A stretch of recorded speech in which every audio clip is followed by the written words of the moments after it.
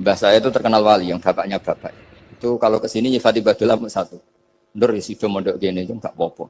Pondok elek lah, kiaimu wali. Zaman itu bapak itu di kamar kursi ya masih ada kakinya. Saya dulu sering dijak ke sini sama bapak. Jadi mbah saya itu terkenal wali dulu.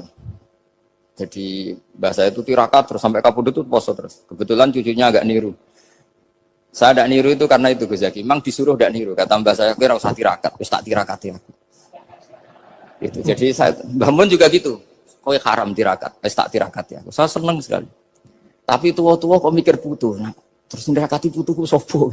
Jadi mulai jadi kiai betul Mas Nadif, saya ini sudah mulai mikir putu. Karena saya ini termasuk orang yang kecelok alim yang enggak banyak orang menghormati karena sudah diramal sama mbah-mbah. Di dulu mbah saya Mbah Nur Sam itu kakak saya itu SMP SMA, kakak saya yang kedua juga SMP SMA. Mbah saya itu Mbah Nur Sam itu yang nganterkan bapak ketika mondok sini itu, yang ikrar karo Badullah wali Mbah Nur Sam, ahli tirakat, ahli puasa. Itu bilang, Nur, anak sing iki aja pondok, aja sekolahno. Sumben sing ngalim ku anak sing iki. Tidak saya hampir tamat SD sama mbah saya Tuban, mbah saya Narukan juga di Sabdo begitu. Singkat cerita saya mondok sarang. Mondok sarang pertama langsung dikenal Mbah Mun, wong anak kiai jadi langsung dikenal. Didoni macam-macam terus jadi wong alim juga ada yang ngelem. Biasa aja untuk dongane sepuh-sepuh. Ya sebenarnya agak kecewa ya, saya inginnya kan dianggap prestasi gitu, ternyata dianggap doanya orang-orang sepuh. Ya, makanya kula niki mriki ya rodok ya syukurlah sama Bang Mutamakin sama semuanya karena tadi kenapa saya harus cerita ini. Quran sendiri mengakui bahwa orang soleh itu diantara aturannya adalah dzurriyyatam ba'duha min ba'd. Meskipun Allah bisa bikin orang soleh dari mana saja, tapi yang legitimit itu memang dzurriyyatam ba'duha min ba'd. Dan kata dzurriyah itu tasmalu auladal inas, kata Ibnu Hajar al-Asqalani, memasukkan turunan yang dari ibu. Meskipun tentu secara wali nikah atau secara disiplin nasab dari ibu itu tidak ngefek. Tapi dari segi fa'innal irqadassas, bahwa sistem tubuh kita itu tetap ada gen dari seorang apa? Ibu. Sehingga banyak ulama tafsir mengatakan dzurriyyah itu tasmalu auladal inas. Dzurriyyah itu memasukkan turunan dari apa? Ibu. Bapak saya itu nasabnya nasab wali. Jadi babahnya itu suka tirakat, suka. Ibu itu nasab kiai. Jadi kalau bapak wiridan itu, kalau istiqomah itu disalahkan sama keluarga ibu. Istiqomah itu salah. Karena ijabu malam yajib, mewajibkan sesuatu yang tidak wajib. Itu masalah secara ilmiah. Mbah Mun itu sering kritik kalau ada pondok kok wajib puasa, wajib merawat itu sering kritik. Itu secara fikih bahaya. Ijabu malam yajib, mewajibkan sesuatu yang tidak wajib. Dan itu kriminal dalam bab fikih. Betul itu, sama cari di Sulam Taufik, babnya itu ngeri, ijabu malam yajib itu tidak dihitung minal kabair, dicari sendiri itu di bab Sulam Taufik, tidak perlu saya sebut, itu parah betul malah cara menvonis Abdullah bin Husain bin Thohir di Sulam Taufik, ijabu malam yajib. Tapi pondok-pondok yang tirakat tidak kurang dalih, niki boten majibaken, ngelatih, boten majibaken tapi napa? Nah, silsilah dari keluarga ibu itu suka ilmu. Sehingga Abdullah bin Mas'ud itu tiap hari itu mensweeping orang yang sering duha. Kalau ada orang duha istiqomah itu disweeping. Awas, harus seminggu sekali, nggak boleh tiap hari. Masa sholat fardu kamu saingi sholat duha? Nggak boleh, fardu tersaingi.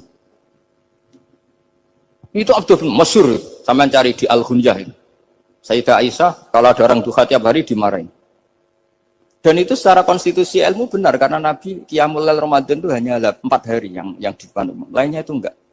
Khasyata ayyufrodo alaihim kalau dalam sahih takut dianggap fardu. Akhirnya istiqomah itu masalah di keluarga saya yang dari ibu. Nah kebetulan kita ini suka ada istiqomah akhirnya ya seperti ini. Tapi ini ilmu harus kita bicarakan. Tapi yang istiqomah Bapak itu pengagum Badullah. Bapak itu suka sama istiqomah. Karena punya guru dulu Kiai Zubaidi istiqomah, Badullah istiqomah. Tapi jangan kira Badullah itu hanya istiqomah. Saya punya sanad banyak. Mungkin Gus Zaki lebih tahu. Sering saya diceritakan Bapak. Badullah itu nak ambek wong fase teman-teman itu ya rapati cocok. Senajan to majib no fase. Tak takok iki ngopo. Empuk nak ke fasean darani wong awam untuk ganjaran. Mergo macane Quran gak fase. Padahal untuk ganjaran mergo seneng Quran. Jadi Terus tak takoki Bapak, niku saged damel syariat mboten? Ya ora kena, pokoke ngono. Jadi gue ngekrori. Artinya beliau ndak ingin lah gara-gara kita terlalu pakam tajwid kemudian menganggap siapa saja baca Quran salah kemudian tidak dapat pahala. Bisa saja hamalahum ala ayakra'ul Qur'ana apa mahabbatuhum wa iskuhum wa kada wa kada. Jadi akhirnya saya jadi tahu. Oke, secara makhraj salah, tapi iseknya benar, mahabbahnya benar, brontonya benar. Jadi sebetulnya Abdullah itu punya sekian makalah tentang ilmu. Hikam juga gitu. Nur nak cah santri ngaji ihya itu jauh oleh, tapi nak ngaji hikam mojo. Maksudnya beliau entah kalau setelah itu Abdullah itu melarang siapa saja santri ngaji hikam itu dilarangnya ada kelas tertentu untuk boleh ngaji hikam. Nah, kenapa saya cerita ini? Karena saya masih ingat betul di antara wasiatnya Mbah Mun itu.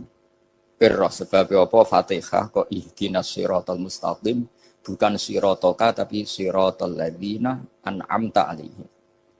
Dawe Mbah Mun fa inna Allaha ta'ala la ya'kul wa la yashrab wa la yanqih wa la kadza wa kadza. Allah itu tidak makan, tidak minum, tidak tidur. Sehingga kita tidak bisa niru Allah. Tapi yang makan tidur itu manusia. Sehingga kalau ingin dekat Allah ya niru siratal ladzina bukan siratoka. Kita cara tidur niru Kanjeng Nabi, niru ulama, cara makan, cara minum, niru Allah tidak bisa.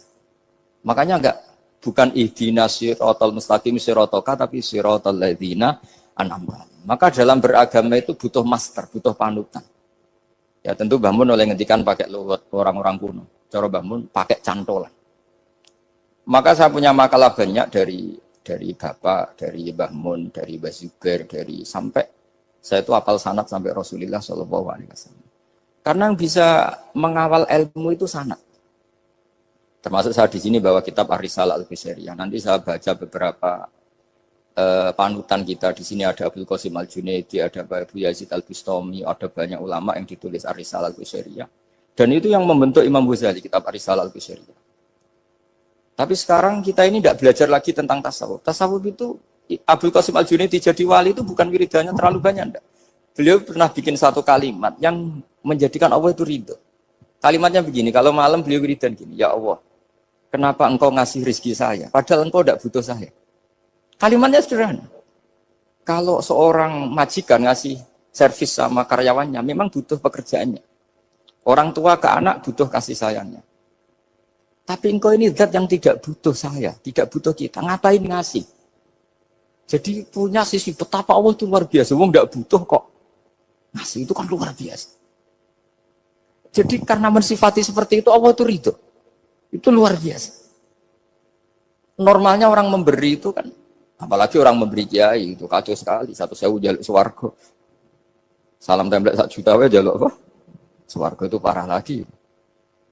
Nanti kalau enggak masuk surga diundat-undat. Itu ngeri lagi itu. 1 juta minta apa? Surga.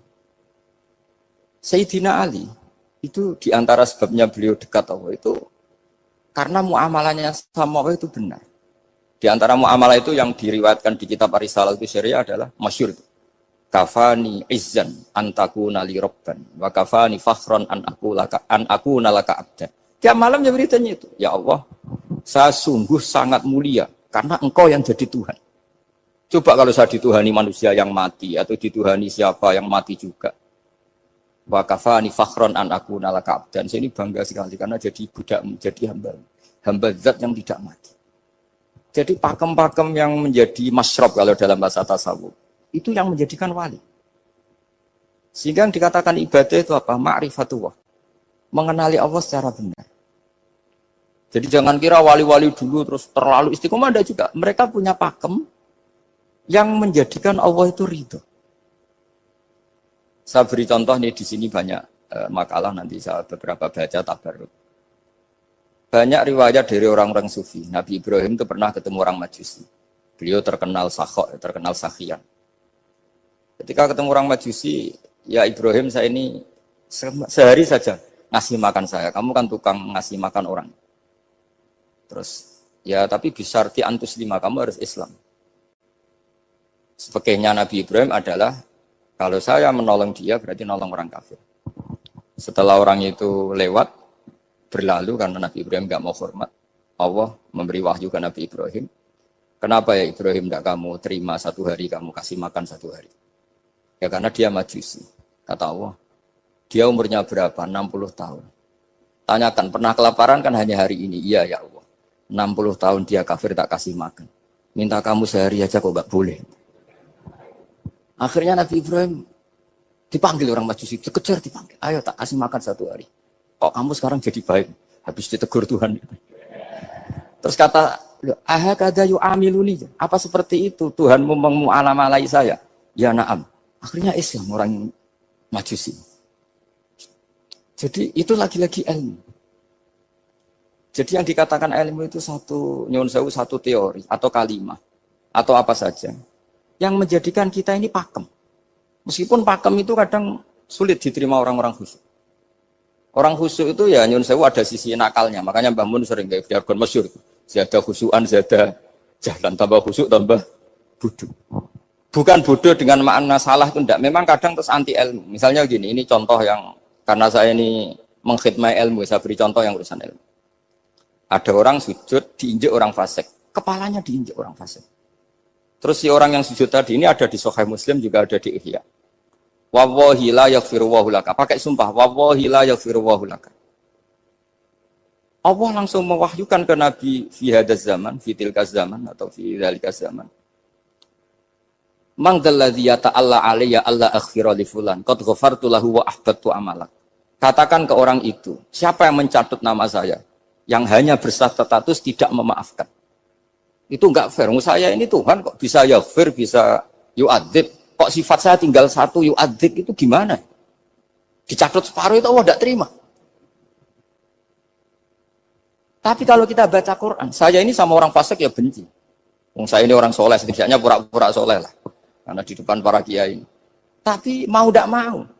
Ketika Allah mensifati dirinya tentang orang munafik gimana? Wa yu'adzibal munafiqina insya'a au jatuh. Ini cocok tidak cocok. Potensi memberi tobat itu ada. Meskipun sama kalau orang munafik, tapi ya tetap bacanya wa yu'adzibal munafiqina ya insya'a au jatuh. Rasulullah kayak apa bencinya dengan Wahsy karena qatilu Hamzah. Tapi Nabi tunduk sama konstitusi Quran. Laisa laka minal amri syai'un aw yatuba alaihim aw yu'adzibahum. Akhirnya Allah malah memberi tobat sama qatilu Hamzah yaitu Wahsy.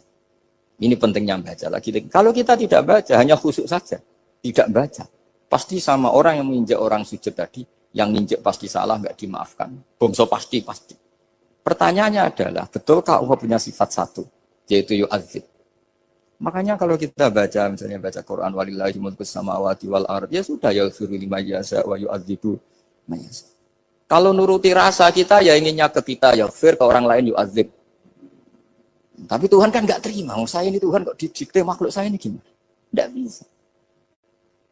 Sehingga ya ini lagi-lagi ilmu. Makanya saya cocok, nggak cocok itu suka baca. Saya suka sekali baca, mulai ulama dulu, ulama modern, setengah dulu. Mulai ulama yang kedunian sampai setengah kedunian. Suka. Saya dulu tuh gak suka uang. Karena saya memang tadi, mbah-mbah saya dari bapak itu wali mas. Itu. Kalau tadi Mas Nadif jujur, mulai Mbah Soleh itu suka bully mertuanya. Jadi saya alhamdulillah dia jujur. Jadi, Mbah Soleh itu menantunya Raden Asnawi. Itu ya bully-bulian sama ini terus ditiru beliau ini. Itu gak suka sebenarnya. Saya itu, ya pokoknya tadi, kalau orang daftar wali itu kan gak suka sama karena mereka nangis ketika Allah ngendikan wa aqridu atau ayat-ayat anfiku atau orang baik disifati wa aqridu wa qardan hasanah. Itu hadal khitab li ahlil jiddi wasarwah. Ini khitab untuk orang kaya. Kalau isin Gusti jenengan nampen ngongkon infak kok kalau diinfaki. Jenengan nampen ngongkon ngamal kok kalau di ngamali. Jadi maka yuhibbunal mal, mereka tidak suka harta. Walakin liyana luladzatal khitab bil infak, dan itu harus kaya dulu untuk bisa infak. Jadi itu uniknya. Akhirnya saya Imam Sa'roni penting juga kaya. Jadi wali untuk suka harta itu nunggu diperintahkan Allah. Alhamdulillah kita enggak, sudah wali dulu karena sudah senang harta balik. Jadi kayaknya keren kita dibanding wali-wali itu. Artinya wali itu tahu pentingnya harta setelah jadi wali. Kita alhamdulillah mulai kecil sudah tahu pentingnya harta. Kayaknya kita lebih wali. Imam Syafi'i itu dulu gak suka sama orang kaya. Saya berkali-kali ceritain. Karena dia dididik Sufyan As-Tsauri, Sufyan bin Uyainah. Tapi ketika ketemu Imam Malik itu kaya raya. Meskipun dia hidupnya sederhana tapi kaya raya. Pas beliau mau Imam Syafi'i itu agak-agak sopan kalau sekarang tanya, setelah jenengan ilmu yang saya harus ambil siapa? Kata Imam Malik, yang sealim saya itu sudah meninggal Abu Hanifah, tapi muridnya masih, namanya Muhammad bin Hasan Asy-Syaibani. Kamu datang ke sana. Semalam itu Imam Malik dikasih uang 500 dinar. Padahal 1 dinar itu 4,25 gram. Bisa dihitung berapa ratus juta. Terus paruhnya dikasihkan Imam Syafi'i. Nah, tidak kasangoni. Pagi-pagi diajak ke Baki. Dulu Baki itu ada kafilah rental unta. Mana kafilah yang mau ke Irak? Kita. Ya sudah ini antar. Tak bayari. Diantar Imam Syafi'i. Diantar ke Imam Muhammad bin Hasan Asy-Syaibani di Irak. Itu ketemu Muhammad bin Hasan Asy-Syaibani pertama itu apa? Beliau itu kalau ngitung uang di meja. Emas-emasnya di meja, uangnya dolar, semuanya di meja. Tambah kaget. Ini saya sama Imam Malik ingkar, ini malah lebih parah lagi. Kata Muhammad bin Hasan Asy-Syaibani, "Atak jabu min hadza." Kamu kagum dengan ini, merasa aneh? Iya. Ya sudah, ini tak kasihkan orang fasik. Tigo demenan, tigo judi. Jangan, jenengan saja. Kalau jenengan kan orang soleh dipakai kebaikan. Berarti orang soleh boleh kaya. Angsal-angsal. Semenjak itu Imam Syafi'i kebablasan. Sampai fatwa kiai fakir itu haram. Kiai bisa bikin rumah bagus, bikin rumah jelek. Haram. Puasa al-Islam ya lu wala. Yalah. Nah, lagi-lagi kebetulan kita sebelum ngaji Imam Syafi'i sudah seperti itu. Jadi ini justifikasi. Lagi-lagi itu ilmu. Seorang lagi-lagi itu akhirnya saya baca kitabnya Imam Sa'roni namanya Al-Minanul Kubro. Itu beliau cerita wa mimma manallahu alaihi. Kesannya kayak orang sombong. Tapi sebetulnya yang sopan itu yang sombong karena Imam Sa'roni kan bilang, kamu harus memaklumatkan diri kalau antum minal ulama il amilin. Kamu termasuk ulama yang amilin. Terus ditanya sama orang-orang, bagaimana kalau nyatanya enggak? Kamu tadi subuh sholat, iya saya sholat. Kamu tadi zuhur sholat, iya saya sholat. Kenapa ketika kamu maksiat ingat terus, ketika kamu taat tidak ingat? Berarti kamu anggap Allah itu menyesatkan kamu tok, tidak pernah ngasih hidayah sama kamu. Pas delok rondo ning dalan kok maksiat, bar sholat atau syukur, bar zuhur atau syukur, berasa. Berarti kan nyifati Allah, hari ini Allah ngasih saya maksiat. Sementara lupa kalau Allah ngasih sholat zuhur, sholat asar, sholat maghrib, sholat. Oh sudah di situ Al-Minanul Kubro, pokoknya orang itu soleh semua. Nah saya itu termasuk orang yang didikte oleh kitab, terbentuk oleh kitab Al-Minanul Kubro. Jadi di situ hidup itu enak semua. Makanya saya itu masih ingat dialeknya dua orang alim. Nggak berusaha sebut, ini agak sensitif. Karena ceritanya itu ada anaknya kiai mau nyalek. Karena dia anaknya kiai tanya, Mbah, dalilnya nopo nanti yang kepengen jadi jabatan, mencari jabatan itu sah. Kalau yang jawab tak sebut nggak apa-apa namanya. Jawabnya Mbah Mun, oleh nggak apa-apa. Nabi Yusuf juga boleh jabatan. Terus beliau baca qalat alni ala khuzainil ardi inni khafifun alim. Nabi Yusuf juga boleh jabatan ya Rabb. Didebat sama orang alim. Itu Nabi Yusuf, syariatnya itu mansukhah bi syariati Rasulullah Muhammad sallallahu alaihi wasallam. Setelah tamunya pulang, Mbah Mun dibantah gitu. Dari Mbah Mun gini bilang, anut kiai wae oleh pemenang anut nabi. Sama ingat kalimatnya. Anut kiai wae oleh pemenang anut. Artinya Nabi Yusuf kan minta jabatan ij'alni ala khuzainil. Jadi akhirnya semenjak itu fikih-fikih ilmu lagi saya ulang lagi. Akhirnya saya cari, termasuk saya disuruh bangun. Saya golekno dalile nak wong soleh kok oleh jabat. Atengku, wong dalil kok diorder saya sempat. Ternyata saya cari-cari ya tadi am yahsudunan nasa alama atahum wa min fadlih faqad ataina ala Ibrahim alkitab wal hikmata wa atainahum mulkan azim. Keluarga Nabi Ibrahim di antara sifat yang disebutkan Allah adalah dikasih mulkan azim. Sebab itu akhirnya kiai Indonesia itu mazhabnya Syafi'iyah semua. Politik ya kerso, jabat ya kerso, proposal ya kerso. Saya ini, maksud saya ini yang menyelamatkan ilmu. Kalau orang khusyuk pasti gedeng. Kiai kok belum proposal, kiai kok para pejabat. Tapi orang ilmu setuju. Nah saya nggak tahu setujunya itu bawaan ilmu apa bawaan nafsu tadi itu yang mulai saya data. Nah kalau saya kan bawaan ilmu, saya baca. Itu bedanya saya dengan Mas Nadif, jadi bawaan baca. Karena kemarin saya dibully habis-habisan di Kudus. Saya tidak punya kesempatan bicara di menantunya Neng Mu'ah. Wah ini kurang ajar betul orang ini kata saya. Tapi saya nyari sisi positifnya. Kalau saya dibully kan saya madlum. Orang madlum gampang jadi wali. Yang dia bully berarti zalim ya sudah berarti wali saya gitu. Nah supaya dia juga wali sekarang tak bully supaya impas gitu. Jadi ini nolong beliau. Jadi saya 22 hari itu kalau habis subuh ke rumah sakit, tapi kalau asar pulang ngajar. Ya begitu terus. Karena mbah-mbah saya itu sukanya ilmu Masya Allah. Karena ilmu itu penting. Apapun pakemnya para wali itu kalau diingatkan secara ilmu itu terus kayak runtuh. Saya berkali-kali mencontohkan. Dan itu valid, data itu valid. Sufyan bin Uyainah itu orang yang khusyuknya Masya Allah. Gurunya Imam Syafi'i, gurunya Imam Malik. Itu beliau menceritakan dalam kitab Hilyatul Auliya. Nabi Isa itu senengannya itu ceria sekali. Nabi Yahya itu senengannya bersemut, abusan, suka kayak takut akhirat, takut penyakit. Tapi bukan takut corona, enggak ya jelas. Saya akhir-akhir ini fatwa, sekarang jangan baca Uwais Al-Qarani, tapi Al-Qarni. Meskipun saya tahu ada yang baca Qarani di kitab-kitab, ada yang baca Qarni. Tapi sekarang wajib dibaca Al-Qarni sementara. Sekali dibaca Al-Qarani itu nisbatun ilah.